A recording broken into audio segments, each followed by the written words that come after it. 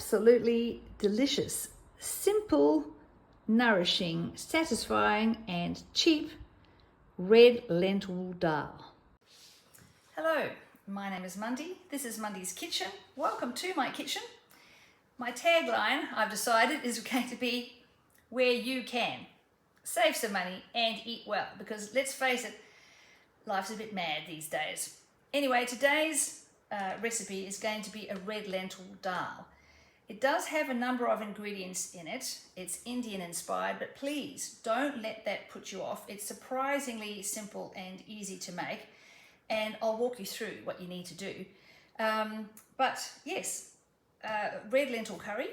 A red lentil dal. Sorry about that. It works out to be about $1.80 a serve, which, let's face it, is pretty reasonable. And since I'm doing that, let's not spend any more than $100 for the rest of this month, a dal is a very good idea. Anyway, let me show you what's going to be in the red lentil dal. Naturally, in the red lentil dal, there needs to be some red lentils. Now, I've got a cupful here. I have not rinsed them yet or picked through, but that's what you need to do, and I'll show you how to do that in a moment.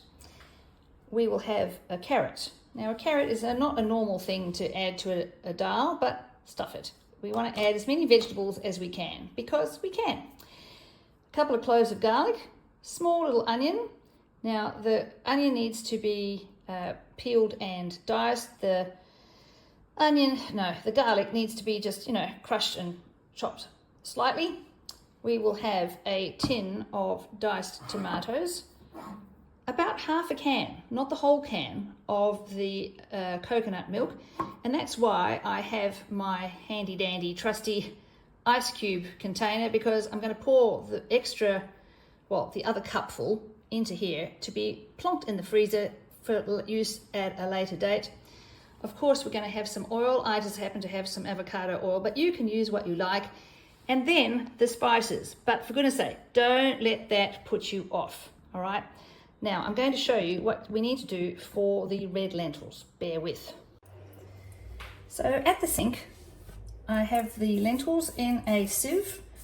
Before I actually wet them, I'm just picking through to make sure that there's no really obviously discolored ones or bits of rock. Like, I don't particularly like the look of that one. Otherwise that looks about right. Then the reason I have a bowl behind my sieve is I'm just going to rinse it and then let the bottom of the sieve sit in the bowl. And as you can see, it's quite cloudy, and you just want to rinse it off, a bit like rinsing rice. And you keep doing that until it's all clear. So that took about 3 or 4 goes, and as you can see, the water is all nice and clear. Now I'm just going to tip the water out and let the lentils drain, and it can sit there for a little while until we're actually, ready to cook them. To begin, over at the stove on, not too vigorously, medium low. And a couple of tablespoons of the oil. You can use, like I said, whatever you like. Probably not olive oil, but if that's all you've got, do what you need to do. First things first, we're going to put the roughly diced onions in. And to help things move along, to get nice and translucent, we're going to put in some salt. Now, I don't actually like a whole lot of salt. I don't like salty things, but I do like flavor enhanced things. So I'm going to put about 3/4 of a teaspoon of salt, and that will help the onions break down.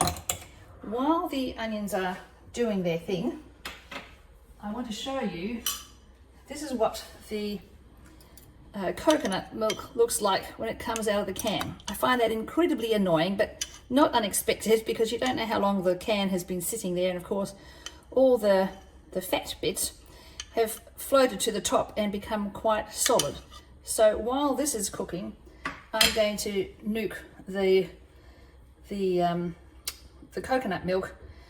Oh, I'll do it in 10-second lots. All right. I don't want to cook the coconut milk, but I just want to be able to melt the coconut solids. It took about a minute in 10-second lots, but that looks much better. Everything has become more homogenized. So yay us. The next thing to do is to, now that it has been a couple of minutes, you can see that the onions are becoming quite translucent, is to add in the garlic. And fry that just for a little bit.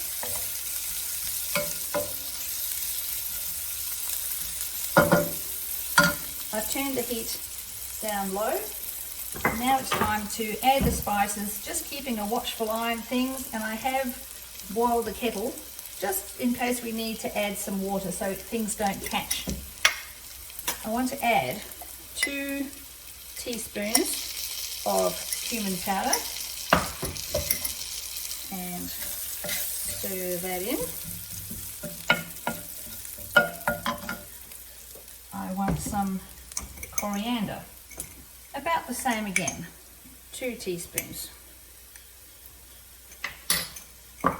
Obviously, if you like a little bit more spice, you can add that too. The recipe is quite forgiving. Some chili flakes, depending on who you're cooking for. I quite like chili, so I'm going to have a fairly heaped teaspoon of chili flakes. But again, this is not necessarily chili or, you know, a very hot dal, but it is a nice spicy Indian inspired dal. Now you can see, sorry, I'll get out of the way, the lighting here in the kitchen, we're working on it. But anyway, you can see it's a little bit dry, so I'm going to add just a smidge of water so that, talking over the steam, so that things don't catch. Because the last thing you want to do is to burn your spices and your onions, and that'll, well, muck up the budget if you have to do it again. And if you don't want to do it again, it'll taste really horrible. So don't do that. Next thing, some mustard seeds. Brown or yellow, it doesn't really matter, but a nice good teaspoon of those.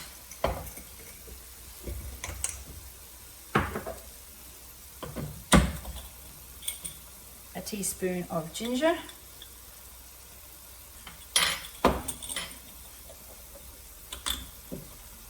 And let those cook just a little bit.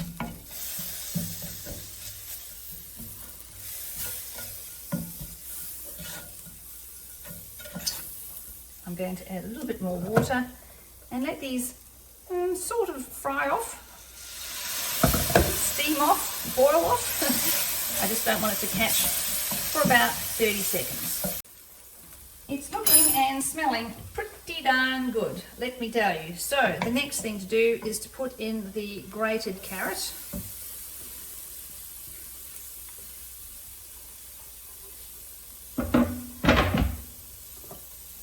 Some garlic powder, again about a teaspoon.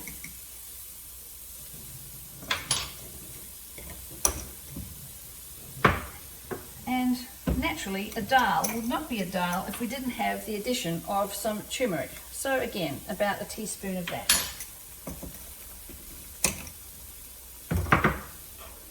And we mix.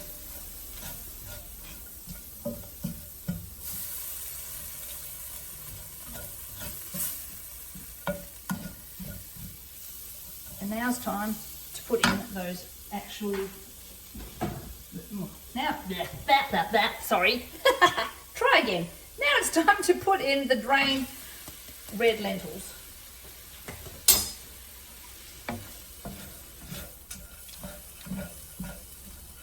Stir those well. Make sure it doesn't stick. And again, adds a little bit of water if necessary.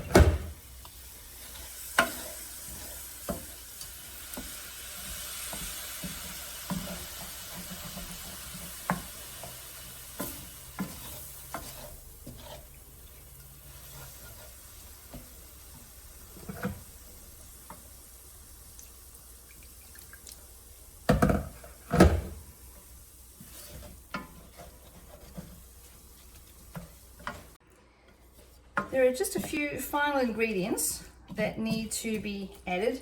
You're probably going, what's happened to the tin tomatoes? Well, now is their time to shine.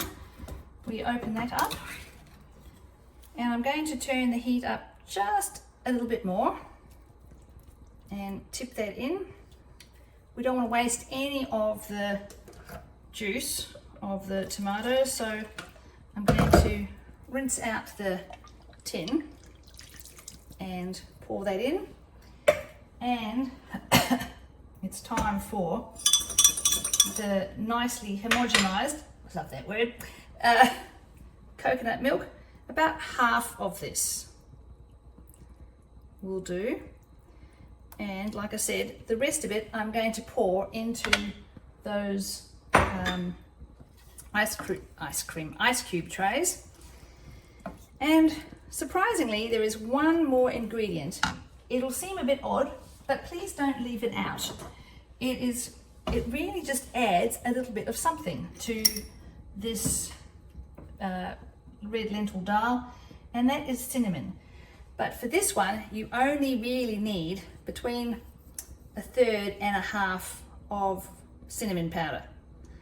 That's it, ground cinnamon, I should say. Now we stir it all together, and I'm going to ferret out a lid.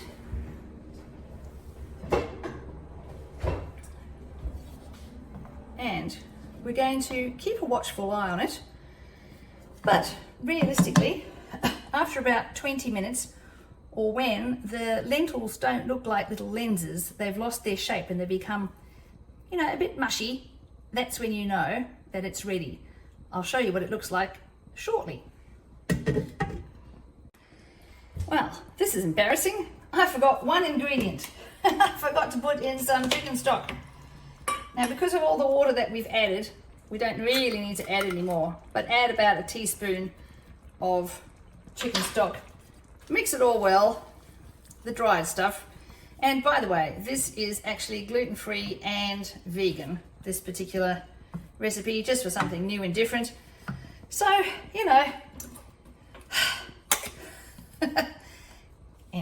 it happens to the best of us. But look, we've saved it before it's totally ruined. Anyway, now I'll put the lid on, and I'll be back soon. Don't forget to be sensible and keep a watchful eye and an ear out for it. If you feel like, look, it's getting a little bit thick, but the lentils are not quite cooked, don't forget to add a little bit more water. You don't want it to be a sloppy and soggy thing, but you really don't want it to stick either. So, use your judgment. But I think that's looking pretty good. We'll let it, keep letting it do its thing. And we'll just, don't put the lid on completely. That'll do. Right, it's been probably about 16, 17 minutes. Things are ticking away very nicely. I have added probably about a cup full of boiling water while stirring away periodically. I'm going to add a little bit more. As you can see, it's thickening up quite nicely. But yes, it really does take about 20 minutes to cook the dal completely, because you really want them to lose their lenticular, there's a word, shape. You want it to become, dare I say it, kind of mushy. You don't want to have any gritty bits at all. Let me just grab a spoon and show you, maybe, and let me have a little taste. No, still slightly gritty. Tastes delicious though. I'm going to put some pepper on it to taste.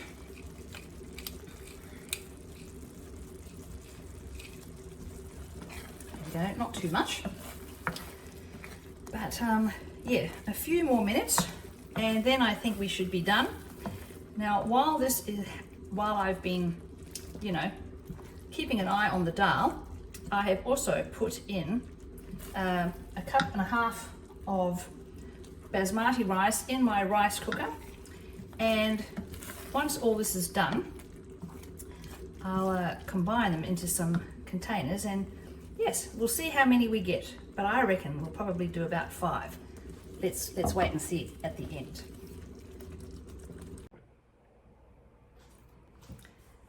And so, mission accomplished. As I thought, I got 5 meals out of this dal recipe. You'll notice that there are 3 that are in takeaway containers with rice. I have one that does not have rice because I'm going to, this is going to make me sound very saintly, but I don't mean it to be. I'm going to give this to a friend who's got swallowing issues and can't cope with rice. Long story, never mind. This is tonight's dinner. So I've got it there on the plate, and to serve, you squeeze in, well, you squeeze half the juice of a lemon or half a lemon, something like that, just to brighten things up a little bit, and serve with coriander. And if you can't cope with coriander, you'll have to do it with parsley, but it just adds a little bit of, you know, something. So, da-da, doesn't that look delicious? So there we go. Also, I want to show you what I did with the coconut milk. So very carefully, you can see I've poured it into some trays, well, ice cube trays, I should say. I've got enough for 4 cubes of coconut milk, which will be very useful for later on. I'm just going to throw that in the freezer. And look, if you found this recipe helpful, then I have a book that is 30 plants a week. It's a food tracker, and I forgot to do it for yesterday. But basically the idea is to keep track of all the plant foods that you've eaten in a week. And as you can see here, I have an opportunity to list a whole bunch of spices. So I'll do that, and you know, it's just good for me to know that how I'm tracking with what I'm eating, basically. I probably, never mind. You don't need to go anymore. 30 plants a week. All right, I'll leave the link in the description below. And if you found that this recipe was something that was worth keeping, I have a book called Recipes Worth Keeping that you can fill in and put all the ingredients and the directions and all that sort of stuff. And I will leave a link in the description below for that too. Anyway, please like, subscribe, share, all of that sort of stuff. And thank you very much for watching. Join me in the next little while, where I'll do another recipe that will, you know, help you to save money and eat well. I hope you enjoyed that. Anyway, bless you. Catch you later. Bye.